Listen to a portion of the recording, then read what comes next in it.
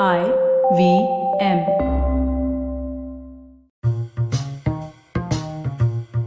Hello and welcome to the Wire Talks. I'm Sidharth Bhatia.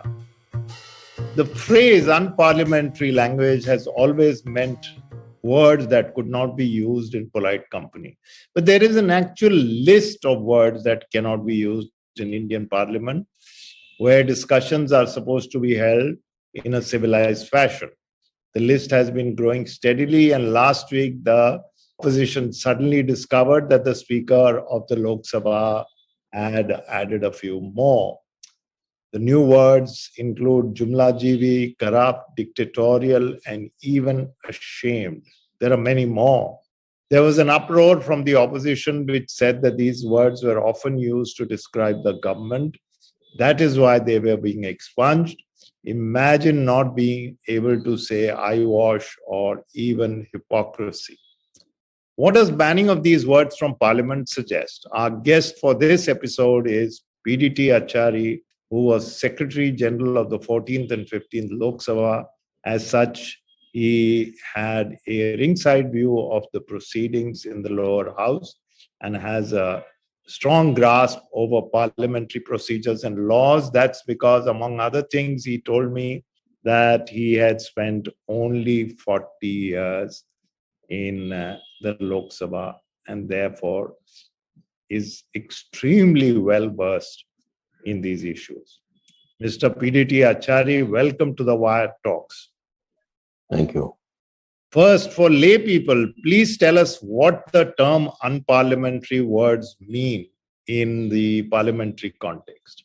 See, in simple terms, unparliamentary words means the words which cannot be used in parliament, in the debate.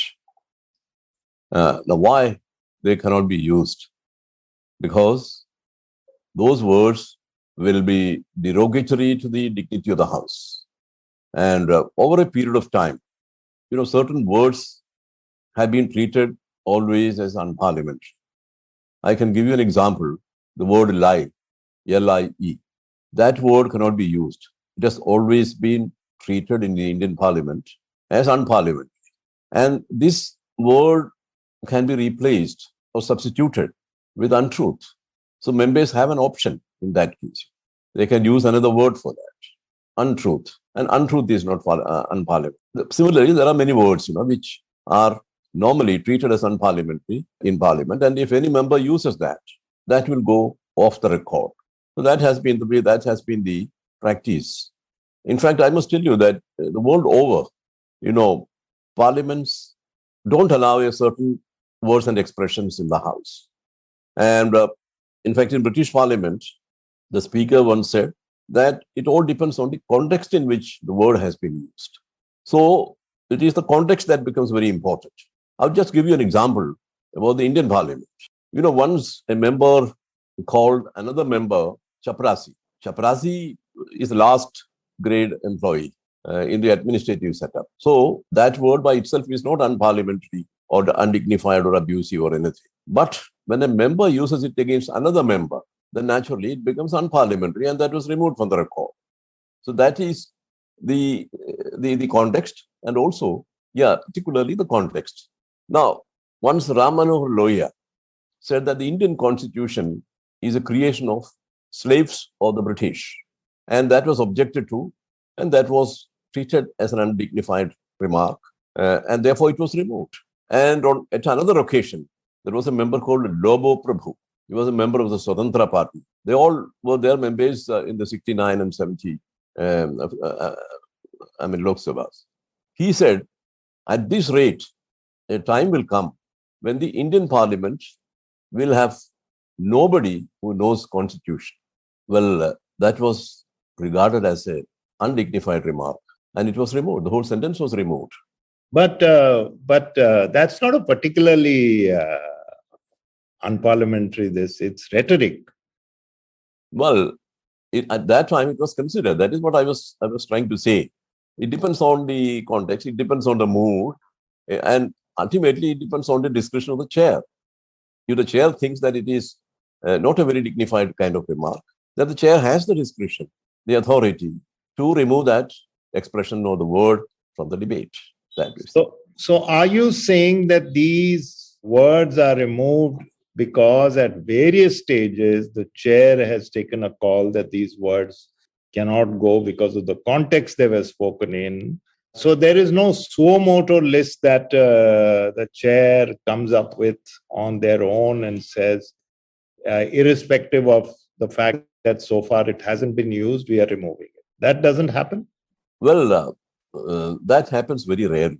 In fact, that is precisely why, the Secretariats of Parliament have periodically brought out a compilation of unparliamentary expressions. This will serve as a guide to the presiding officers. And finding new words was a very rare thing. But I was going through this particular compilation, which created this controversy. As you said in the beginning, in fact, there are many words which are commonly used by members of parliament in their speeches. And I find these words, for example, what is that? Murder is a word which has been banned or which has been treated as unparliamentary, and dictator. And there are so many other words, which are normally used by members of parliament in their speeches. And corrupt and corruption. Can you imagine a parliament where the word corrupt or corruption is not used by members of parliament? No. Every time people will use it, that is the thing. And therefore, to remove these two words, corrupt and corruption, the noun form and the verbal form or the adjectival form, that was never done. In fact, when I was going through this compilation, I found that these words were removed from the records in 2021. That is last year. So these words were removed last year. These words were in use before that. I do not know on what occasion or for what reason these words were removed. And I also do not know the context in which these words came to be treated as unparliamentary. So this compilation that you were talking about, I understand that it's grown and grown and grown, and it's quite a long list. Is that correct? Well, it's not a very long list. Now, of course, so many words have been added. So that has certainly increased the length of it, size of it. But otherwise, certain well-known kind of words and phrases or words and expressions were there in these compilations because it is brought out periodically. And so those were actually words, which were regarded by parliamentarians as unparliamentary. There was some kind of a consensus around those words. But now that consensus is not there. So for us, these words are concerned. And even an ordinary person will say that perhaps these words, how can these words be treated as unparliamentary? Yeah, we'll come to that in a minute. So, no, to ask a very lay question, let us assume that these words have been removed, and let's assume, and I think I'm safe in assuming this, that people today may not be very aware of what was said 30, 40 years ago, and they may use it inadvertently. But these words somebody may use to provoke. Will they be expunged immediately? Does the speaker have a handy list, or can they be expunged a little later? Both the things happen. If the speaker is aware that this particular word is unparliamentary, he will immediately order the expunction of that remark in the House itself. Or later, it will be put up to him. And he may go through the list, etc. And then he will take a decision. So before the speech is printed, the expunction, if necessary, will have happened. As you said, as we mentioned a couple of times, that these words are, in a sense, everyday words. They're ordinary words. I mean, calling somebody, especially in politics, a hypocrite, or saying that your government has corrupt elements in it, is perfectly not at all something incendiary. It's not an obscenity, etc. You also said that it depends on the context it was used. So assuming that there are contexts in which he sounds okay, why a blanket ban? Well, there is no ban as such. It's not a ban. If you are talking about this compilation, which contains these words, this was termed as unparliamentary in that context. Now, suppose a member calls another member corrupt, or a member calls the minister corrupt. That is not permissible, because there is a procedure which needs to be followed by the member for calling a person corrupt. He has to give enough of proof to call a member of parliament or a minister corrupt on the floor of the house. That is the thing. So naturally, that word will be removed. If the member has not followed that procedure, then naturally that particular word will be removed from the record. That is it. So it is that context which matters. It is not that there is an omnibus kind of ban on these words. So that should be clear. Surely dictatorial or hypocrisy, you can always say the Prime Minister is being hypocritical. So will that not be removed, assuming that it's part of some rhetoric? No, in the present situation, that will certainly be removed. What does that mean? I mean, when members, people have become more sensitive to these terms, So there is every possibility that such words may be deleted from the speeches. What about if that word comes from the treasury benches about the opposition to say you are hypocritical? Well, in that case also, this will be removed if it is objected to. So I'm afraid as a citizen, as a voter, I might say that our leaders have become ultra sensitive. Well, I think they have the freedom to be sensitive or ultra sensitive or whatever. We have no say in that. We have no control over that. No, of course you don't. But I mean, I can say it like a citizen that leaders today, especially leaders who have everything going for them, have become a little ultra sensitive. You said that the opposition knew or should have known that these words had been cut from their speeches because this happened in 2021. Some of these words. Surely that reflects poorly on opposition leaders if they don't follow these things. Well, that is what I noticed when I was going through this list, and the date on which it was expunged from the records. I found it was done in 2021. So obviously, some members must have spoken during their speech. They must have used these words, and not one member, many members, and so naturally it was removed at that time. And then we have a practice of giving them an uncorrected copy of their speech. It is meant to be corrected by the members, and it can be sent back by the member for printing, final printing and all that. So members get an opportunity to go through their speeches, and when they do that, they will find naturally that certain words have been removed from their speeches. So they could, in fact, take it up with the chair, and they could say that this was wrongly done, and I did. How could you remove such a word which is normally used by everybody, and what is unparliamentary about it, and all that? So they could take it up with the speaker. That is, of course, what speaker thinks or what speaker does has a finality. So for us, the proceedings are concerned. But even then, members are not prevented from going to the speaker and taking up the matter with the speaker. So it was in their, assuming they reread their own speech or remembered it or wanted to double check, they could have done. So you think this furor should have come earlier, or is there still some reason to say that these are very, very common words? Well, they can, on the next occasion when if somebody uses these words, it is not that members will never use these words. These words will be used by them, as some of the opposition members have already said. They will continue to use these words. But then, on that occasion, they can certainly bring it to the notice of the speaker that these words are commonly used and there is nothing unparliamentary about these words. I think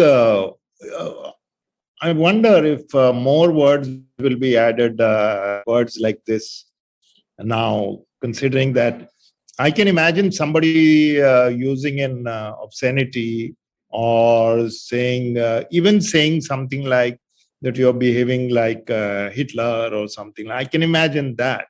But when you expunge words like hypocrisy or dictatorial, is it natural to wonder whether more such words will come? It may happen. It may happen. The house cannot be a regimented place. It has to be free because, as I explained in my article, the members of parliament have been given the freedom of speech by the constitution.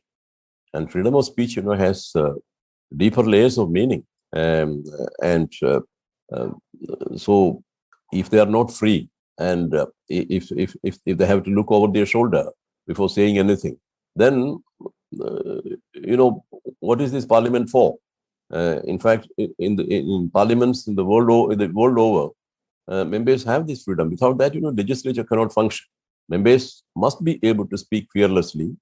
They must speak because they are actually representing the people, and therefore they must be able to speak freely in the house. Of course, there are some restrictions which are imposed by the constitution and the rules. Those restrictions will have to be observed, but otherwise, they have, sans these restrictions, they have absolute freedom in the house, and it should be so. So, what I'm saying is that when the speaker, removes or excises such words, from the speeches, he must be conscious about the fact that Article 105 gives them the freedom of speech, and that freedom of speech, needs to be respected, and nothing should be done which will really dilute that freedom. There is a general impression which is actually borne out by even the facts on the ground that Parliament's value is gradually receded in recent times, and that firstly, the number of days was curtailed, and secondly, often the Prime Minister or somebody else does not answer the opposition on its part, even for important bills, does not show up. There have been ordinances instead of bill discussions. CA is a good example. So, firstly, do you think that has happened? And secondly, all this further adds to the erosion of the credibility or the importance or the value of our parliament? Well, there are certain changes which have taken place in Parliament, the level of discussion, the standard of discussion, and all that, and that is perceivable, and people have commented on it. Over a period of time, there has been a decline in the standards of debate and all that. I have been in the Indian Parliament since 1970, so I have been observing, and I have seen Parliament evolving, or so this process of transformation I have seen with my own eyes. So any sensitive person could perceive that changes were occurring. Earlier, we used to have very enlightened discussions. Because members of parliament used to sit in the library for hours together and write notes and go through books and other documents and other material and prepare for speech. So if speech in parliament, maybe for 30 minutes or 40 minutes, requires a few hours of labor, which they used to put in. And they used to sit in the house. Very senior members like Professor Hiran Mukherjee, people like them, they used to sit in the house, in the library. And Parliament Library is a very, very rich library. And all required material is available there. And in fact, the whole system is designed to help the members of Parliament, to equip them fully so that they discharge their duties in the house. Then that trend has changed. At a particular point of time, I can't put my finger on that particular time, I don't remember it, but at that time, or from that time onwards, the backbenchers would come forward. They kind of took over. Earlier, it is the members who sit in the front benches, 2 or 3 benches, who will come to the house fully prepared to raise issues. And there were always backbenchers in the house. They would sit there, watch everything, and They don't have any particular opinion to express. So they will be sitting there, and when voting takes place, they vote and go away. In every parliament, you will find such backbenches. That is why they are called backbenches. It does not have a mere literal meaning. It has a figurative meaning also. But at a particular point of time, I have seen these backbenches coming to the forefront, not to speak, but to raise slogans. And they thought that that was what they were best at. So they would come to the forefront and outshine the front benches, and then they would take over the whole floor. And their respective leaders didn't tell them not to do it, or maybe there was some tacit encouragement. Maybe, might be. There might have been that. Otherwise, they would not. But I have seen senior members, if on the spur of the moment, if this kind of thing erupts in the house and people from the back benches, they come down to the well and all that, then senior leaders would just ask them to go back, and they would obediently do that. So this happened, and then you can imagine the consequences of that. So when the backbenches take over the house, then a certain thing happens. Debates proceeds to the background. Debate, sort of recent debate and all that, Otherwise, in the 70s, we used to have very scintillating debates on issues. Nobody would come to the well of the house. I have never seen members of parliament coming to the well of the house and shouting and slogans and all that. There used to be very, very, very good discussion. Members used to make very powerful speeches. That trend, changed over a period of time. I think it was maybe after the 90s, that kind of a change took place. And then it had something to do with the political situation that evolved at that time. House cannot remain immune to what happens outside. We'll be right back after this short break.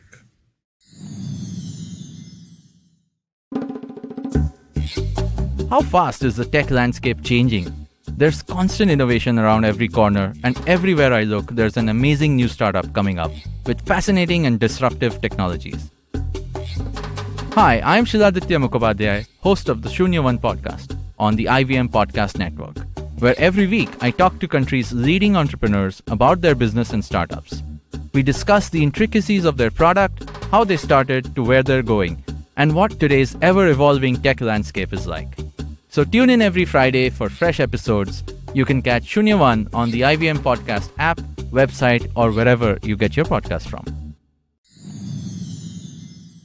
Welcome back to the Wire Talks. No, of course. And in fact, there was polarization had begun slowly, which is now complete. You saw what happened you may have seen or read over what happened in the period between 2009 to 2014. There were days when Parliament could not function because of sloganeering, even before that. So in that sense, yes, anyone who watches Parliament or reads about it can make out. But this sometimes, I don't know, as an experienced Lok Sabha man and administrator in a sense, you think that this could slowly taper out? Well, I can't predict anything. I'm not going to predict anything. But, one thing I must say that when there is a strong executive, the parliament will be weak. That is one thing which I have seen happening from the 70s. When the executive is strong, powerful, it is particularly led by strong or powerful political personality, then the parliament tends to become weaker. We used to say parliament had a mind and parliament speaks.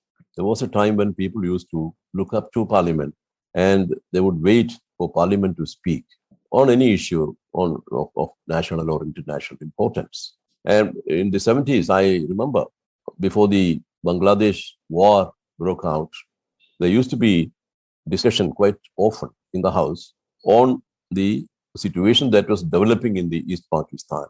And that caused a lot of concern here. Therefore, they used to discuss it in the Lok Sabha on many occasions. And I used to watch the gallery, the diplomatic gallery, that used to be full. I mean, diplomats from the US, diplomats from Russia, diplomats from China, all these various countries, they would troop in and they would occupy their seats in the diplomatic gallery, and they would very keenly listen to all the speeches. And in those days, very veteran parliamentarians were there. I mean, V.K. Krishna Menon, Kiran Mukherjee, Indrajit Gupta, and so many others, Atal Bihari Vajpayee, all of such great parliamentarians were there. They would participate, and it was a treat to listen to them. So such discussions used to be listened to by outsiders also. But such discussions are very rare now, very few and far between, I think. Although lots of things happen in the world, but Parliament does not seem to reflect the concern of the world on what's happening outside India. And most of the time, there will be ruckus in the House on some issue or the other. And every day we read in the newspapers that Parliament has adjourned because of pandemonium and so on. So such issues, national and international, do not get discussed in the House. And that is what happens now. But that was not the case earlier. So I have seen both. I have seen these various phases in the life of the Indian Parliament. One might say in simplistic terms, the best of and perhaps the deterioration, and I don't know whether you can say the worst of, maybe we don't know what's going to come. So again, as a citizen, that means I as a citizen am being shortchanged. My representative either doesn't speak or simply shouts or is not allowed to speak or doesn't get a chance to speak. So the net result is the citizens who elect 540 odd MPs does not get a chance to express their point of view. Isn't that a kind of democratic, I would say a democratic tragedy? Well, I don't call it a tragedy because that is how it is. Democracy, we have representative democracy. We don't have the Athenian kind of democracy.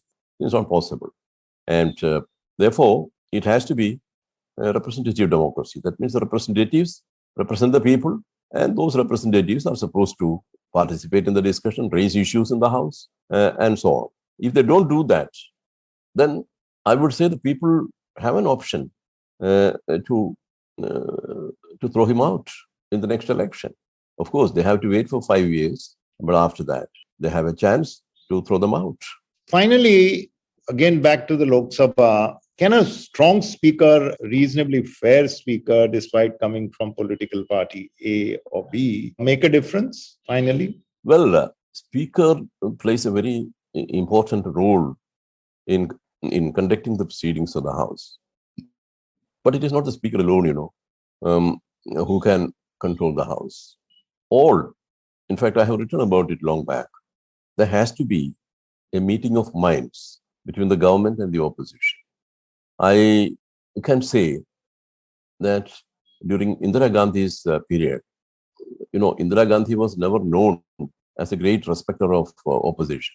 But still, she used to show sufficient respect to the members in the opposition. And there was an informal channel of communication between the ruling party and the opposition on important issues, serious issues. There used to be a meeting of minds, and they would work out that. Now, I can particularly mention about the role of a Minister for Parliamentary Affairs. We had a wonderful Minister for Parliamentary Affairs by name K. Raghuramaiah. K. Raghuramaiah. He used to be running around in the House. He won't sit in his seat.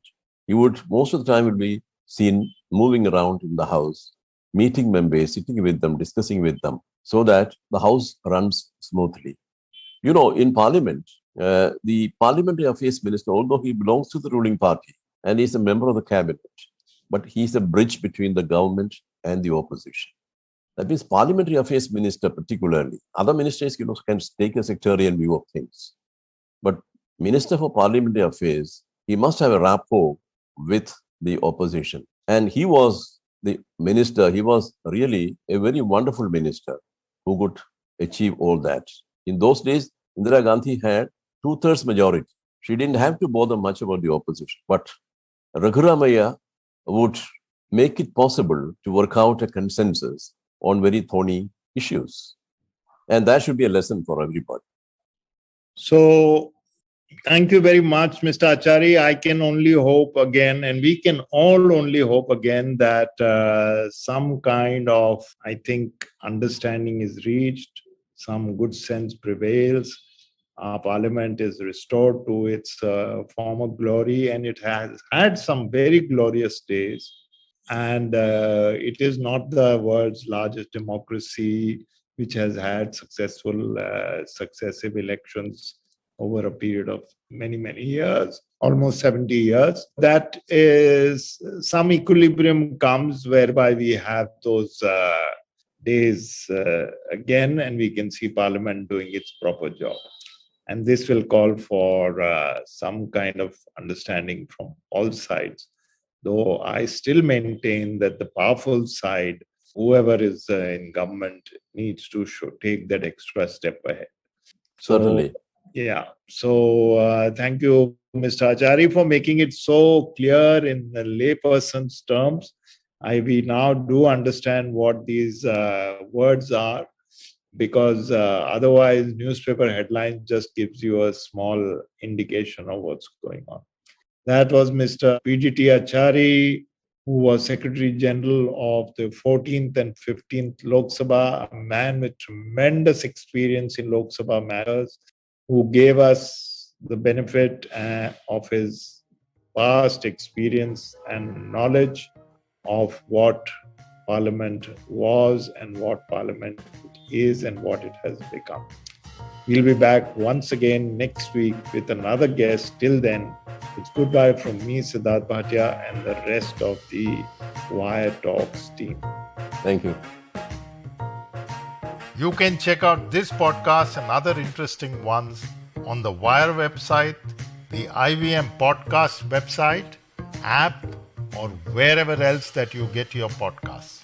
Goodbye from me, Sidharth Bhatia, and the Wire Talks podcast team. Hello, everybody. It's been another great week on the IVM Podcast Network.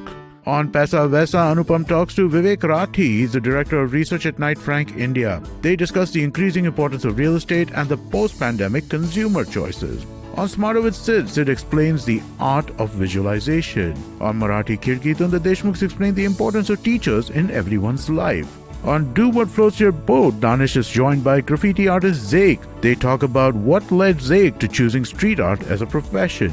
And on A Sip of Finance, Priyanka lists 4 reasons why we delay insurance and the solutions to overcome them. Once again, I'd like to remind you all that we've got some exciting merchandise out there for you guys. Go to the IVM Podcast website and click on the shop tab and check out our first collection of t-shirts. Also, do follow us on social media. We're IVM Podcasts on Twitter, Facebook, Instagram, and LinkedIn. We're also on YouTube. Do remember to check out a bunch of our channels over there. And also remember, if you're enjoying this show or any of our other shows for that matter, please tell a friend. Word of mouth is very, very helpful for spreading the word. And finally, we'd like to thank our sponsors this week, Boat Lifestyle, Small Case, Capgemini, and Intel vPro. Thank you so much for making this possible.